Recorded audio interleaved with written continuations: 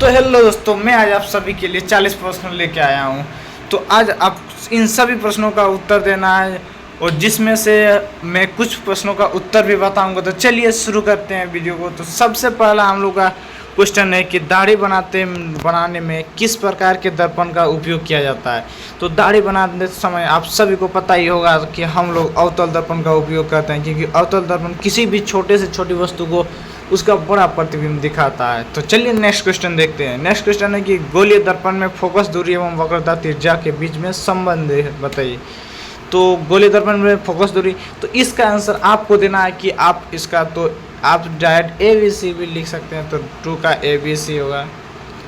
Next question है कि हम लोग प्रकाश के अपवर्तन की क्रिया में कौन सी भौतिक राशि जो है वो अपरिवर्तित रहती है। ऐसी कौन सी चीज़ है जो कि अब चेंज नहीं होती है। तो प्रकाश की आवृत्ति में जो होती है, कौन सी राशि चेंज नहीं होती, तो वो होती है हम लोग का आवृत्ति जो होती है चेंज नहीं होती है। ठीक है। फोर्थ नंबर क्वेश्चन की 1 मीटर फोकस दूरी वाले अवतल लेंस की क्षमता क्या होगी।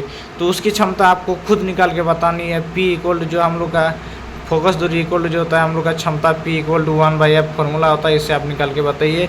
4 का आंसर बताइए, कमेंट में बताइएगा। ठीक है। फोर्थ में है कि 4 डायोप्टर क्षमता वाले अवतल लेंस की फोकस दूरी क्या होगी। तो उसकी फोकस दूरी जो होगी हम लोग का B नंबर होगी 25 में। तो इसको भी आप फोकस दूरी P इक्वल टू 1/f करके निकाल सकते हैं। ठीक है।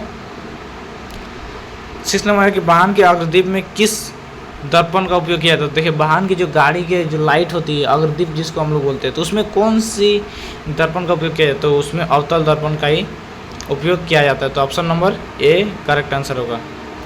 7 में है कि मानव नेत्र के जिस भाग पर किसी वस्तु का प्रतिबिंब बनता है उसको क्या बोलते हैं। तो उसको हम लोग बोलते हैं, जहाँ पे हम लोग का बनता है उसको हम लोग बोलते हैं दृष्टिपटल, यानी कि हम लोग उसको बोलते हैं रेटिना। ठीक है। नेक्स्ट क्वेश्चन है कि, तो नेक्स्ट क्वेश्चन हम लोग जो देखा गया था वो है सामान्य नेत्र की दूर बिंदु क्या है। तो दूर बिंदु जो होती है वो हमारे अनंत तक होती है। कहाँ तक होती है? अनंत तक। 9 नंबर हम लोग का क्वेश्चन है जो कि आप सभी के लिए बहुत ही ज़्यादा इंपॉर्टेंट। नेत्र में जाने वाली प्रकाश की मात्रा को कौन नियंत्रित करता है। तो वो हम लोग का कौन करता है? पुतली करती है। ठीक है। नेक्स्ट हम लोग का है कि मानव नेत्र में प्रतिबिंब की प्रकृति क्या होती है। देखिए, मानव नेत्र में जो है प्रतिबिंब की प्रकृति क्या होती है। तो वो होती है हम लोग का उल्टा और वास्तविक होती है, जिसको क्या करता है हम लोग मस्तिष्क उसको सीधा करके दिखाते हैं। ठीक है। नेक्स्ट है हम लोग की कि 1 किलोवाट में निम्न में से किसकी इकाई। तो देखिए, वाट जहाँ पे आ गया वो हो जाती है हम लोग का शक्ति की। नेक्स्ट है कि कूलम्ब किसका ऐसा मात्रक है। तो कूलम्ब किसका ऐसा मात्रक होगा। तो कूलम्ब जो है आवेश का ऐसा मात्रक है। ठीक है। नेक्स्ट क्वेश्चन है कि हम लोग का विद्युत मोटर एक युक्ति है जो परिवर्तित करती है। इसको आंसर जो है आपको खुद देना है। ये थोड़ा मतलब आसानी क्वेश्चन है, इसको आप आंसर दे सकते हैं हमको लगता है। तो 13 नंबर का ABCD लिख के कमेंट में आंसर दे दीजिएगा। 14 नंबर है कि जल का विद्युत अपघटन किस प्रकार है। देखिए, अपघटन हो रहा है यानी कि पक्का टूट रहा है, तो उसमें क्या होगा? वियोजन हो जाएगा। ऑप्शन नंबर B सही आंसर हो जाएगा। ये 50 नंबर क्वेश्चन है कि CuO + H2 + Cu + H2O दिए गए में उपचयन हो रहा है। उपचयन का मतलब होता है कि जिसमें ऑक्सीजन का जुड़ना, ऑक्सीजन का जुड़ना ही उपचयन कहलाता है। तो इसमें आप समझ सकते हैं, या फिर हाइड्रोजन का हटना या फिर ऑक्सीजन का जुड़ना, यही उपचयन कहलाता है। तो इसमें आप देख के आंसर दे सकते हैं। तो इसका आंसर भी आपको ही देना। 15 नंबर का क्या होगा। 16 नंबर है कि दिए गए चित्रों में से किस प्रकार की अभिक्रिया हो रही है। इस चित्र में कौन सी अभिक्रिया हो रही है। तो इस चित्र का जो अभिक्रिया हो रही है, देखिए यहाँ कील घुसाई हुई है, तो कील कौन सी अभिक्रिया होती है। तो उसमें विस्थापन अभिक्रिया होती है। चलिए, इसका भी मैंने आंसर बता दिया। नेक्स्ट क्वेश्चन है कि 17 में निम्न में से कौन सी प्राकृतिक सूचक का उदाहरण है। इसमें से कौन सा जो है प्राकृतिक सूचक का उदाहरण है। तो आपको इसको बताना है कि कौन सा है। इसका आंसर आपको खुद देना है। ठीक है। 17 नंबर। 18 नंबर में है किसी विलयन का pH मान 10 है, तो निम्नलिखित में से क्या होगा। ये आसान है इसलिए इसको हम बताएंगे। ये इसका होगा आंसर 4। नेक्स्ट क्वेश्चन है कि ये हम लोग को क्या, जो ये सिंबल दिखा रहा है इसमें हम लोग को क्या दिखाई देता है। तो ये आपका क्वेश्चंस में पूछा जाता है। 100% एक क्वेश्चन ऐसे आ सकता है, इसलिए इसको अच्छा से कर लीजिएगा। ठीक है। तो इसका भी आंसर आपको कमेंट में देना है। अब 20 नंबर क्वेश्चन देखते हैं, इमली में कौन सा अम्ल पाया जाता है। देखिए, बताइए इमली में कौन से अम्ल पाया जाता है। तो इमली में कौन सा अम्ल पाया जाता है, इसका आंसर आपको कमेंट में देना है। 21 कौन से धातु कमरे के ताप पर देखिए अधातु पूछा है, कौन से अधातु, तो अधातु जो होता है वो होता है हम लोग का ब्रोमीन। अगर धातु पूछता है तो वो होता है हम लोग का पारा। तो इसका आंसर हो जाएगा हम लोग का option number C, bromine. Next question है, निम्नलिखित में से किस पदार्थ का उपयोग अग्निशामक बनाने में किया जाता है? अग्निशामक यानी कि आग बुझाने में किया जाता है। तो किसका यूज करेंगे, इसका आंसर आपको देना है, ठीक है। इसका आंसर आसान है, आपको देना है। 23 में है कि आधुनिक आवर्त सारणी किस आधार पर बना है, किस आधार पर आधुनिक आवर्त सारणी बना हुआ है? तो आप सभी को पता ही होगा, परमाणु संख्या के आधार पर। 24 निम्नलिखित में से कौन सा धातु सबसे अधिक अभिक्रियाशील है? तो सबसे ज़्यादा अभिक्रियाशील रहती है धातु, वो है सोडियम। नेक्स्ट क्वेश्चन है कि पृथ्वी की भूभाग पट्टी में प्राकृतिक रूप से पाए जाने वाले यौगिक को क्या कहते हैं? तो जो प्राकृतिक रूप से पाए जाते हैं उसको हम लोग बोलते हैं खनिज, ठीक है। सॉरी खनिज नहीं, उसको हम लोग बोलते हैं अयस्क। अयस्क से हम लोग क्या निकालते हैं, खनिज निकालते हैं। आपको कौन सा आंसर सही लग रहा है आप कमेंट में कीजिएगा, इसका आंसर भी आपको देना है, ठीक है।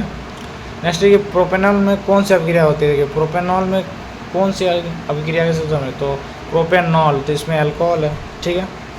प्रकाश संश्लेषण प्रक्रिया में निम्नलिखित में से क्या नहीं होता है? प्रकाश संश्लेषण जो प्रक्रिया होती है उसमें क्या नहीं होता है? जल का टूटना, ऑक्सीजन का मुक्त होना, कार्बन डाइऑक्साइड का मुक्त होना। देखिए कार्बन डाइऑक्साइड तो मुक्त नहीं होती है, तो इसका आंसर सही हो गया।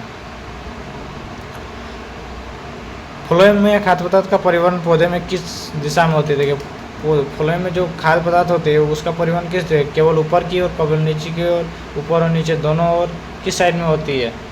तो खाद्य पदार्थ जो होती है वो सिर्फ, इसका आंसर आपको देना है, ये भी एक आसान सा क्वेश्चन है। नेक्स्ट, वृक्क की रचनात्मक तथा क्रियात्मक इकाई को क्या कहते हैं? वृक्क की रचनात्मक क्रियात्मक इकाई को हम लोग ये वृक्क की रचनात्मक तथा क्रियात्मक इकाई को हम लोग कहते हैं वृक्क,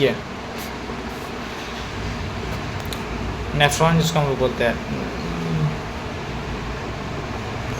कौन सा क्वेश्चन था?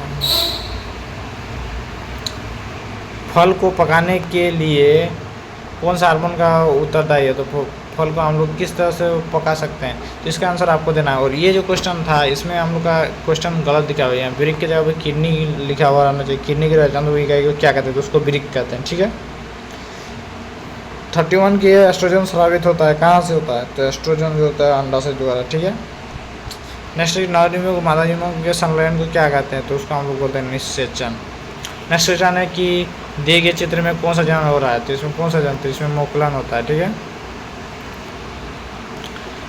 नेक्स्ट क्वेश्चन है कि पक्षी और चमगादड़ के पर्न क्या है? तो क्या है? सामंजस्य अंग है।